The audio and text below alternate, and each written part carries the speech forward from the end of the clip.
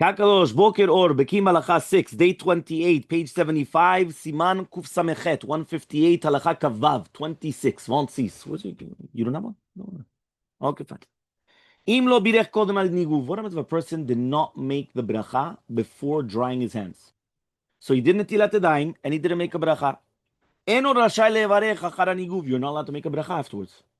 He says, why? Kol mitzvah mevarech aleinu ve'lasiyatan. You have to make all the brachot. You have to make them beforehand. Uldat Rambam v'rov rishonim v'shulchan Aruch v'recited v'achronim. Haynu leikuva. So that's even leikuva. V'im mevarech ala mitzvah lachar asiyata. So now page 75. If you're going to come and you're going to make the bracha after doing the mitzvah, it's a bracha levatala. V'afilu niskar toch kedei dibur. Even if it was within the 2 or 3 seconds and you realized it. So you come, you wash your hands, you dry your hands, and it's you did it immediately. It wasn't that you waited 2 minutes and then you remember you didn't do Netillat Yadayim. Immediately. Toch kedei dibur. Lo yevarech. You don't make a bracha after the niguv. Okay? Look in the 24 in the footnote. He comes and he says like this. There is the Rama, that if someone forgot to make the bracha until he has dried his hands, he could still say it. So the Rama says you're allowed to make the bracha. The Taz disagreed with him. Why? Once you fulfill the mitzvah, yasta. So the Rambam's principle. Let's learn the Rambam. Okay? The Rambam made a cardinal principle. You're not allowed to make a bracha after the mitzvah has been fulfilled completely. So you remember that's why we even asked the question: why do we wait until the drying of the hands? Right? You should do it even before washing the hands. So we answered different answers. You remember one of the answers was that the drying was part of the mitzvah.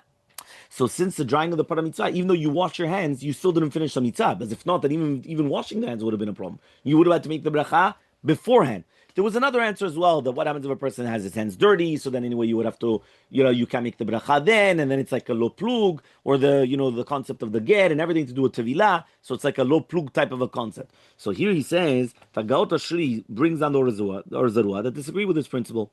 He explains that even though the Gemara rules that a person should make the bracha always before the mitzvah, that's only the ideal way of doing the mitzvah. But if someone failed to do so, he can make the bracha. The Rama brought down the Agaot Shri as a source of his ruling, meaning the Rama was passing like the Agaot Shri, right? That what? That even after the mitzvah, you're allowed to make a bracha.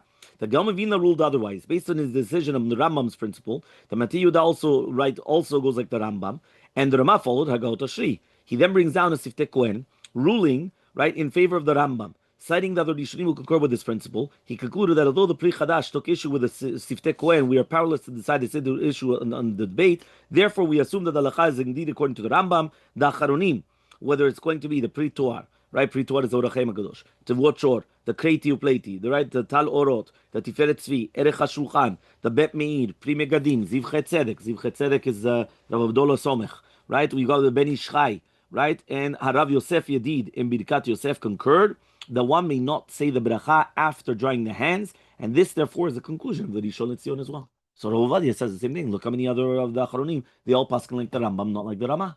Okay? The Rishon LeZion then pointed out that although the Rama brought down Agaot Shri as a source, he could have stated that the common custom agrees with the Rambam's general principle, but that we follow the rationale cited in Tosafot that the mitzvah Netillat Yadayim is an exception. As explained above, the Tosafot suggested that the Chachamim permitted saying al Netillat Yadayim to be recited after doing the mitzvah, because if one's hands are dirty, you have a heter. Nevertheless, the Rama did not use that reasoning. This might be because there's no Talmudic source for it, and the Rambam disagreed. Right? Meaning, if the Rambam says mefurash, I don't agree with this, and then there's no Talmudic source for it, so therefore, what do you have then? So nevertheless, it's possible to build this safek.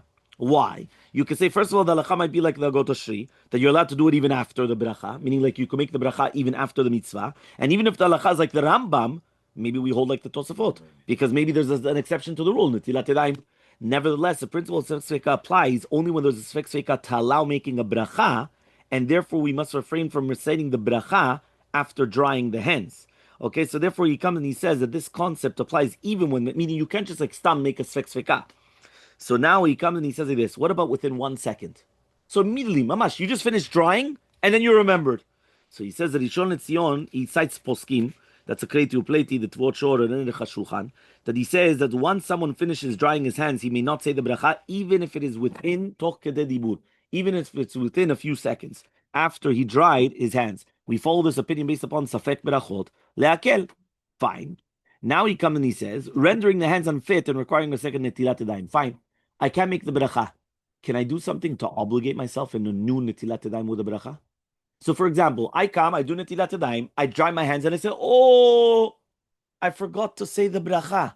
Now, can I make the bracha now? So, according to the Rama, yes, that's Agot Ashri. But according to the majority of the Acharonim and even the Rishonim, you're not allowed to. It's a bracha levatala. So, therefore, you're not allowed to. So, the question is, now can I do, you know what? I'm going to scratch my head. I'm going to touch my shoes. I'm going to do all these things. I'm going to obligate myself in a Netilat Yadayim. And then I do again Netilat Yadayim. And I do a bracha. Can I do that? So, it says in the footnote, the Ben Ish Hai cited, yeah, as the halacha by the Kaf HaChaim Sofer ruled that if someone forgot to say the bracha until after he dried his hands, he should wash his hands again and make the bracha. This procedure, says Ben Ish Chai, does not infringe on the halacha of making a bracha shenetzricha. But before performing Netilat Yadayim the second time, he should touch his skin underneath his clothing, which requires a second washing, and then make the bracha. So says Ben Ish Chai, obligate yourself in it. Put your hand underneath your armpits, right? There's sweat there, so you have to do bracha. Now what you're going to do, you have to wash your hands. So you wash your hands and you make a bracha. The Lehakel Yosef disagreed with this. He said, why? He said that this person must not scratch his hand or touch his skin underneath, which is going to require it. He cited a note handwritten by the Rishon LeZion issuing the ruling of the Ben Ish Chai regarding this matter. He expressed his surprise at this ruling, since Ben Ish Chai always ruled that you should never start making a bracha in no purpose, right? Even if the Shulchan Aruch said that one must say a bracha, if so, how could he rule that you could do such a thing? Even if he does touch the skin, there are poskim who rule that one does not make a beracha again the second time around. Therefore, safek berachot still applies. And it is true that it's a safek sveka to permit it, because again, some people say you could do it even afterwards.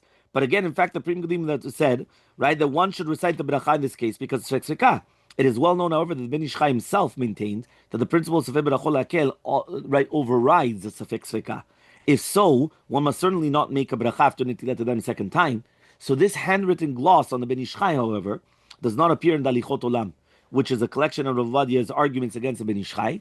Yalkut was to complain that if this person touched the skin, he needs to wash his hands again, he'll be guilty of causing a beracha shenetzricha. This is not exactly correct. The true reason is that even if he does touch his skin, he might not be eligible to make a beracha again the second time around. And the principle of safek berachot lehakel applies even if there's a safek sveka. There are two problems, however, with the passage of the handwritten gloss. First of all, the Rishon LeZion established a rule that wherever there's a safek sveka to permit making a beracha, and the ruling of the Shulchan Aruch also calls for the beracha to be made, you can do a safek, right? You can do a safek sveka, and you don't say safek berachot lehakel. So in a case where someone touches the skin, Maran and Shulchan Aruch says that he does do Netilat Yadayim again with the beracha.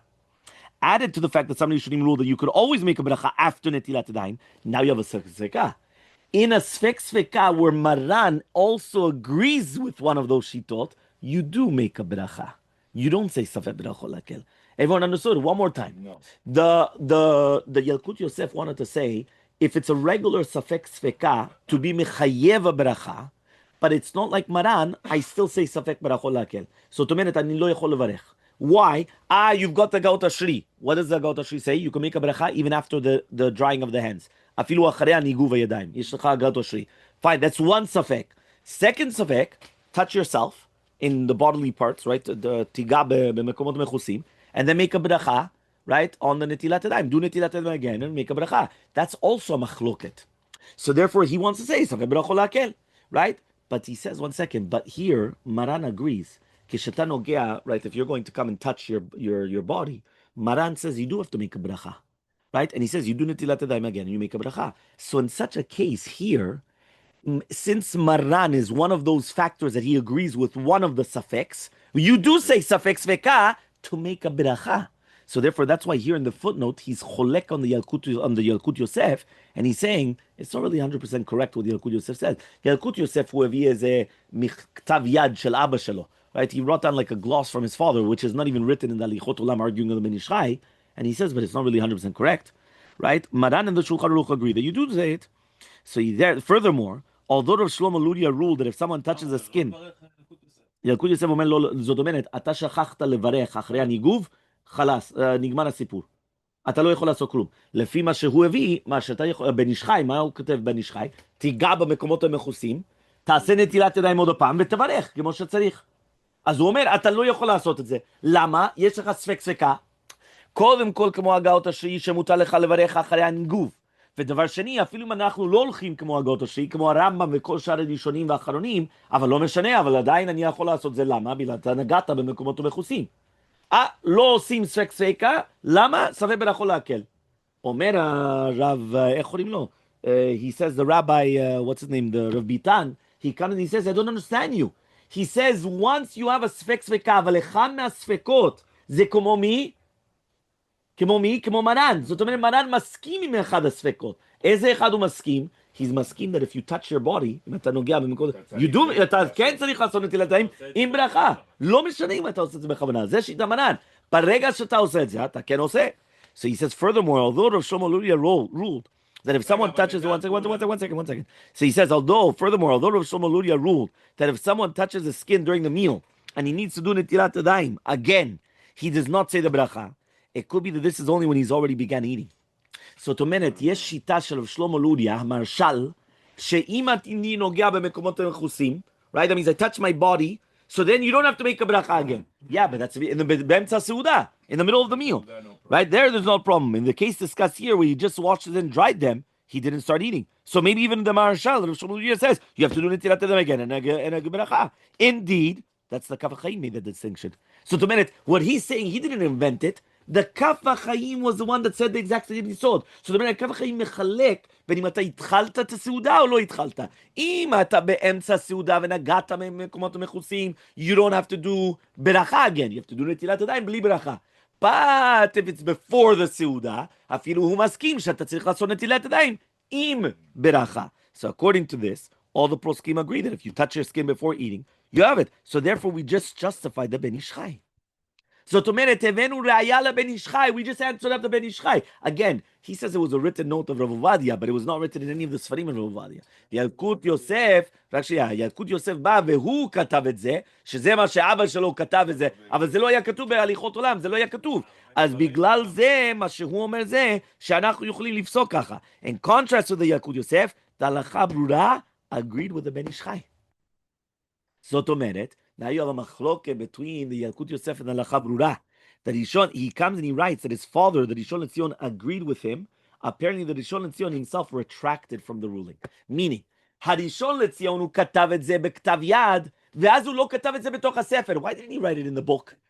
You know why? He retracted. הוא חזר בו. למה הוא חזר בו? Because of what we just mentioned. So therefore, Rav Ovadia himself, he retracted. So in conclusion, one second. So therefore, he comes and he says, in conclusion, if someone realized after drying his hands that he had forgotten to say the berachot Netilat Yadayim, he may touch his skin under his clothing, and he could wash his hands again, and then make the beracha. And again, that's exactly the way that we said, was the halacha brura and the Ben Ish Chai.